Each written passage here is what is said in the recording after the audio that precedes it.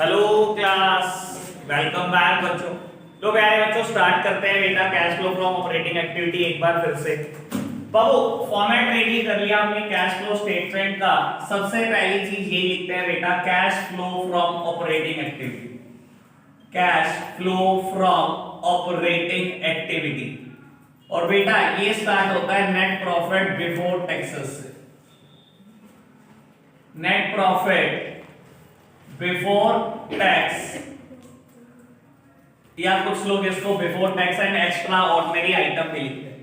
बाबू इसकी कैलकुलेशन मैं हमेशा वर्किंग नोट में करूंगा, ये कभी भी बेटा यहाँ पर कैलकुलेट नहीं होगा, ठीक है जी। और वर्किंग नोट में जब हम इसकी कैलकुलेशन करते हैं बेटा, ये कुछ बेटा 6 चीजों से मिलकर बना है, ठीक है ना। सबसे पहले बेटा difference in SPL, difference in SPL that means closing minus opening of SPL। फिर बेटा हम प्लस करते थे ट्रांसफर टू रिजर्व, क्योंकि बेटा रिजर्व्स का पैसा कहीं पर भी ऑर्गेनाइजेशन के बाहर नहीं जाता, लेकिन एप्रोप्रिएट जरूर हो जाता है, पीएनएल एप्रोप्रिएशन अकाउंट। फिर बेटा इसके बाद मैं प्लस कर रहा हूं इंटायरेक्ट डिविडेंड, इट इज अ बेटा फाइनेंसिंग एक्टिविटी, और क्योंकि एप्रोप्रिएट मैंने कर दिया है और मैं निकालना चाह रहा हूं नेट प्रॉफिट बिफोर टैक्सेस, इसलिए ऐड कर दिया। फिर बेटा मैं ऐड करना चाह रहा हूं propose dividend of previous year. बेटा पिछले साल का प्रपोज डिविडेंड इस साल का फाइनल डिविडेंड होगा, और क्योंकि ये फाइनेंसिंग एक्टिविटी है लेकिन बेटा पे हो चुका बाबू, इस वजह से मैं ऐड कर रहा हूं। फिर बेटा ऐड करना है provision for taxation current year. बेटा करंट ईयर का प्रोविजन फॉर टैक्सेशन कहीं नहीं जाता, जबकि प्रीवियस ईयर का provision for taxation is the income tax paid during the year, ठीक है जी। और फिर बेटा मैं माइनस करूंगा रिफंड ऑफ इनकम टैक्स। इस साल मुझे बेटा इनकम टैक्स का रिफंड मिला, लेकिन बेटा ये इनकम बिलोंग करती है बेटा प्रीवियस ईयर, ठीक है बेटा। ये आता है net profit before taxes and extra ordinary item, ठीक है। बात समझ में आई? कल भी यही बात करें बेटा। ये वर्किंग नोट से हमने कैलकुलेट कर लिया। इसके बाद बेटा हम एडजस्टमेंट करते हैं for non cash and non operating item. Adjustments for non cash and non operating item. देखो बेटा मैं ये बात आपको क्लियर कर देता हूं, मुझे आंसर से कोई मतलब नहीं है। गलती से भी ये काम मत कराना कि इसकी कोई एक्टिविटी आप इस जगह पर चिपकाए और बाद में कह दिया कि आंसर ठीक है। कोई टीचर नंबर नहीं देता, ठीक है ना। जो चीजें वर्किंग नोट में जानी है वो वर्किंग नोट में ही जानी है, आंसर से किसी को कोई मतलब नहीं है, ठीक है जी। तो बेटा मुझे एडजस्टमेंट करनी है non cash non operating item की। बाबू सबसे पहले मैंने आपको कहा था एक नॉन कैश आइटम बेटा सबको पता होती है, 11th क्लास में बेटा आपके दिमाग में डालनी शुरू कर देते हैं टीचर, डेप्रिसिएशन, ठीक है ना। फिर बेटा हमने बात करी गुडविल रिटर्न ऑफ की, ठीक है ना। जरूरी नहीं है ये गुडविल रिटर्न ऑफ है, it may be patent written off, it may be बेटा prelim expenses, it may be discount और इशू ऑफ डिबेंचर। लेकिन मैंने कहा था पेपर में जनरली वो बातें नहीं आती, जो आती है मैं वो लिख रहा हूं, ठीक है जी। फिर बेटा मैंने एक और चीज ऐड करी थी loss on sale of assets या फिक्स्ड एसेट्स। बेटा याद होगा loss on sale of fixed assets का मैंने एक बात समझाई थी कि मैंने 50,000 रुपए की एसेट्स खरीदी और बेटा बाद में 20,000 की बेची, ठीक है ना। आप एक रेस्टिंग में रिकॉर्ड करोगे at the time of purchase कि आपने 50,000 की एसेट खरीदी, कैश चला गया आपकी जेब से, और जब आपने 20,000 की बेची तो बेटा 20,000 आ गया।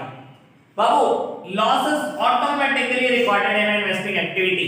30,000 का लॉस हुआ है टोटल एक्टिविटी में। अगर मैं 50 माइनस में दिखाऊंगा 20 पॉजिटिव दिखाऊंगा तो 30 वहां पर ऑटोमेटिकली रिकॉर्ड होगा। तो क्या बेटा मुझे यहां रिकॉर्ड करना है? नहीं करना।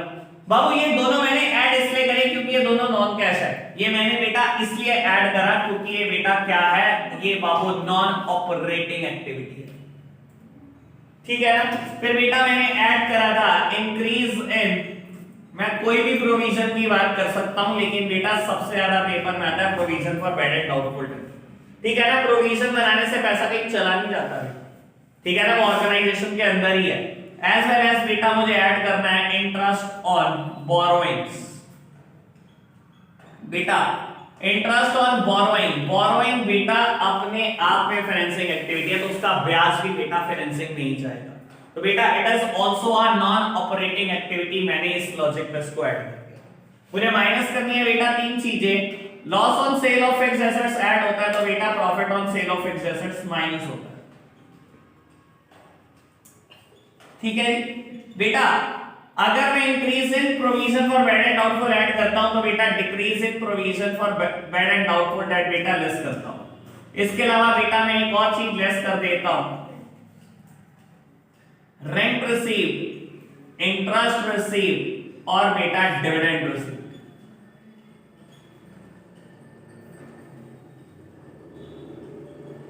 अब ये मैं किस लॉजिक पे बेटा लेस कर रहा हूं, क्योंकि बेटा ये तीनों की तीनों बातें इन्वेस्टिंग का पार्ट है बाबू। It is a non operating item. बाबू आपको रेंट रिसीव हुआ, जब आपने एसपीएल बनाया होगा तो बेटा अदर इनकम में जोड़ दिया होगा। अदर इनकम क्या होती है? रेवेन्यू फ्रॉम ऑपरेशन और अदर इनकम। रेंट रिसीव जोड़ा होगा, डिविडेंड रिसीव जोड़ा होगा, इंटरेस्ट रिसीव जोड़ा होगा, तो बेटा प्रॉफिट बिफोर टैक्सेस में इंक्लूड हुआ होगा।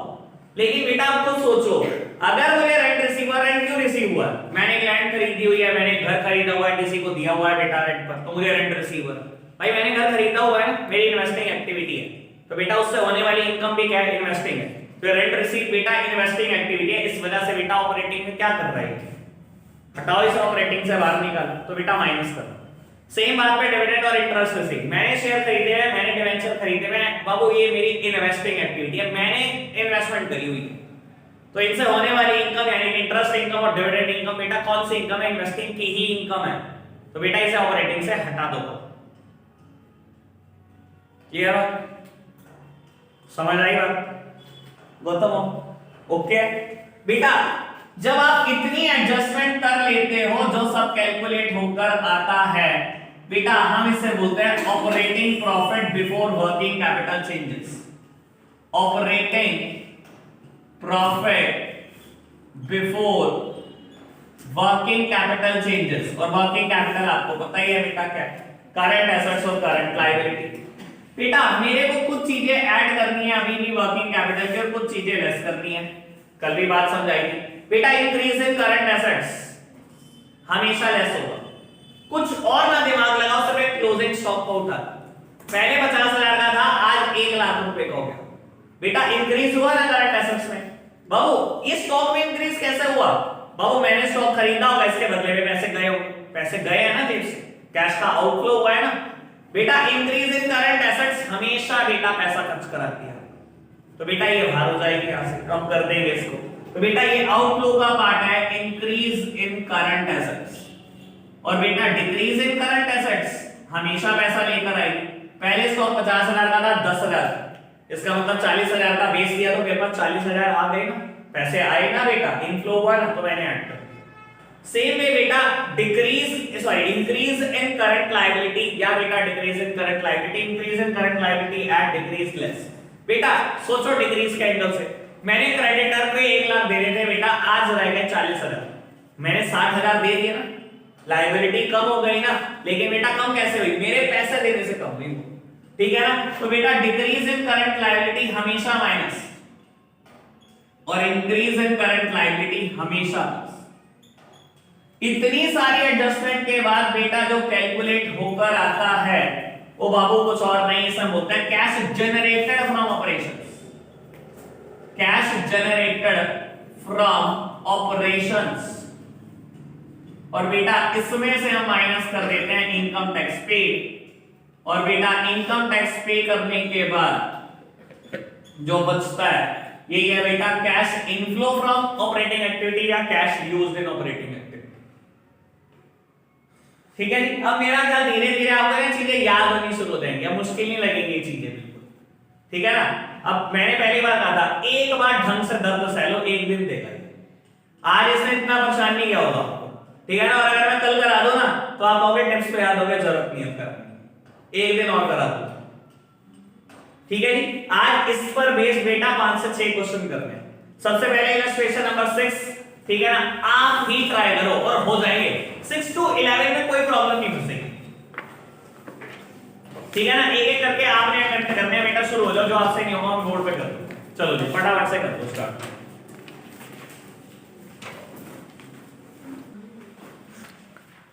लो बेटा इलस्ट्रेशन नंबर 6 की बात करते हैं, एक आध क्वेश्चन मैं कर देता हूं फिर आप कर देना। बेटा इलस्ट्रेशन नंबर 6 में मुझे बेटा cash flow from operating activity निकालना है और क्वेश्चन है बेटा मुझे बहुत सारी करंट एसेट्स और करंट लायबिलिटीज दी। ठीक है, करंट एसेट्स करंट लायबिलिटी देने के बाद बेटा मुझे कहता है operating profit before working capital changes ₹1 lakh. बेटा यानी कि आप सीधा operating profit before working capital changes तक पहुंच चुके। ठीक है ना, ऑल्दो इतना हल्का तो क्वेश्चन पेपर में तो आने से रहा। ठीक है ना, लेकिन आपकी शुरुआत के लिए बहुत अच्छा है बेटा। लो ऑपरेटिंग प्रॉफिट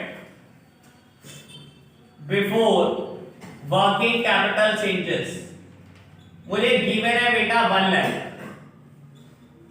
और मैं क्या करूंगा बेटा ऐड और लेस करने वाला हूं सिर्फ इंक्रीज और decrease in current asset, increase और डिक्रीज इन करंट लायबिलिटी का, ये मेरे को प्लस और माइनस करना है। ठीक है ना, मैंने एक बात लिखी थी, decrease in current assets add होता है, increase in current assets less होता है, increase in current liability add होता है और decrease in current liability minus होता है। बस मैंने यही करना और कुछ नहीं करना। देखो बेटा डेटर पहले 80,000 के थे, अब 60,000 के हो गए, डिक्रीज हुआ increase, decrease in current assets. ठीक है ना बाबू, यही है ना, डिक्रीज इन करंट एसेट्स, ये तो दिखाई दे रहा है। 20,000 रुपए का डिक्रीज हो गया करंट एसेट्स में। बेटा डिक्रीज ऐड होता है लेस होता है, बोलो फटाफट ऐड। लो जी बाबू, डिक्रीज इन डेटर्स 20,000, कोई दिक्कत तो नहीं, आगे बढ़ो। बीआर में हुआ increase, increase in current assets minus होता है इंक्रीज इन बिल्स रिसीवेबल 3,000, बस माइनस का साइन मत लगा देना, गलती मत करना है। आगे बढ़ो जी, क्रेडिटर 50 से हो गए 55। बेटा इंक्रीज इन द क्रेडिटर हमेशा ऐड होता है इंक्रीज इन जो मर्जी करंट लायबिलिटी में इंक्रीज हो बेटा हमेशा ऐड होती है 5,000। बीपी 8,000 से हो गया 6,000, डिक्रीज इन करंट लायबिलिटी। लो बेटा decrease in bills payable 2,000। Outstanding expenses में इंक्रीज हो गया करंट लायबिलिटी, करंट लायबिलिटी में इंक्रीज ऐड होता है increase in outstanding expenses 500 add हो गया बेटा। प्रीपेड एक्सपेंसेस, बेटा prepaid is a current assets, prepaid में बेटा डिक्रीज हो गया ऐड होगा decrease in prepaid expenses 200 rupee. आगे बढ़ो जी, accrued income. Sir accrued income क्या होती है? Income earn but not receive, वो इनकम जो आप कमा चुके हो मिली नहीं अभी तक, तो बेटा एसेट है लायबिलिटी? एसेट है, अर्न कर चुका हूं मिली नहीं है, मिल जाएगी बेटा। बाबू एसेट है, करंट एसेट का इंक्रीज है, करंट एसेट का इंक्रीज क्या होता है? माइनस होता है इंक्रीज इन एक्रूड इनकम।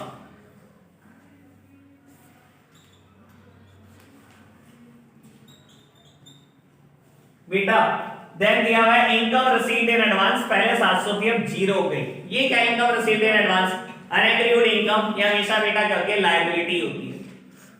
एक इनकम आपको एडवांस में रिसीव हो चुके हैं, आपको परफॉर्म करना है ना सामने वाले के लिए बेटा भी, तो आपके लिए क्या है बेटा? लायबिलिटी है। और बेटा ये पहले 700 थे अब 0 हो गई, यानी कि decrease in the current liability. तो बेटा लो डिक्रीज इन अनएक्रूड इनकम माइनस कर देंगे बेटा 700। लो जी बाबू टोटल करने का तरीका देख लो एक बार। मैंने टोटल करा 25,700, ये बाहर लिख दिया 125,700। इसका टोटल करा 5,800 बेटा, इसमें से इसको माइनस कर दिया 1,190। अगर इनकम टैक्स पेड होता तो वो भी माइनस कर देता, कायदे से तो ये कैश जनरेटेड फ्रॉम ऑपरेशन है। इनकम टैक्स पेड होता माइनस कर देता, जो आता वो आता बेटा cash flow from operating activity. अब यहां पर इसी को ही लिख देते हैं बेटा cash flow from operating activity, क्योंकि मेरे पास इनकम टैक्स नहीं। कैश फ्लो फ्रॉम या inflows from operating activity, operating activity से आपको पैसे मिले बेटा 1,19,900। समझ आई बात? एक बार इलस्ट्रेशन नंबर 7 निकालना। पढ़ना बेटा मेरे साथ साथ। कहता है बेटा x limited made a profit of 5 lakh after considering the following item. X ने 5 लाख का प्रॉफिट कमाया ये आइटम कंसीडर करने के बाद। गुडविल राइट ऑफ हुई है, डैप है बेटा, loss on sale of fixed assets है, provision for bad and doubtful debt. Provision बताया, इंक्रीज या डिक्रीज नहीं बताया, कभी ना बताया तो बेटा इंक्रीज, यानी कि पहले प्रोविजन 0 था आज 10,000 है तो इंक्रीज हुआ, ठीक है ना। और gain on sale of fixed assets. अगर आपको ध्यान हो बेटा, अभी मैंने तो शुरू की 4 आइटम है ना ऐड में लिखी थी, और ये जो गेन है बेटा ये माइनस में लिखा था, ठीक है ना। यानी कि जो मेरे को 5 लाख दे रखा है बेटा ये सीधा दे रखा है net profit before working capital changes, क्योंकि बेटा क्या मुझे ट्रांसफर टू रिजर्व दिया नहीं, क्या मुझे बेटा बात करें डायरेक्ट डिविडेंड की, प्रपोज्ड डिविडेंड की, प्रोविजन फॉर टैक्सेशन की, रिफंड ऑफ इनकम टैक्स की, कोई बात नहीं करी। जो 5 लाख रुपए दिया हुआ है, एक्स ने प्रॉफिट कमाया 5 लाख रुपए, सबसे पहली लाइन इस क्वेश्चन की सीधा लिख देना net profit before tax and extra ordinary item 5 lakh plus adjustment for non cash and non operating item. 4 item add होनी है बेटा, एक लेस होनी है। फिर बेटा क्या देगा, operating profit before working capital changes, और बेटा मुझे ट्रेड रिसीवेबल प्रीपेड ये दोनों क्या दी हुई हैं करंट एसेट्स, और अगली दोनों क्या करंट लायबिलिटी। निकल जाएगा बेटा cash flow from operating activity. कोई देर लगेगी, समझ आ गई ना बात। चलो फटाफट से बेटा साइन करके देखो, नहीं होगा तो मैं करा रहा हूं बेटा। इलस्ट्रेशन नंबर 11 तक आपके लिए आज होमवर्क है, ठीक है ना। इलस्ट्रेशन नंबर 11 तक करके आना, कल 12 to 17 करेंगे और परसों से इन्वेस्टिंग एक्टिविटी स्टार्ट, ठीक है जी। आज के लिए इतना ही रखते हैं बेटा, बाय बाय।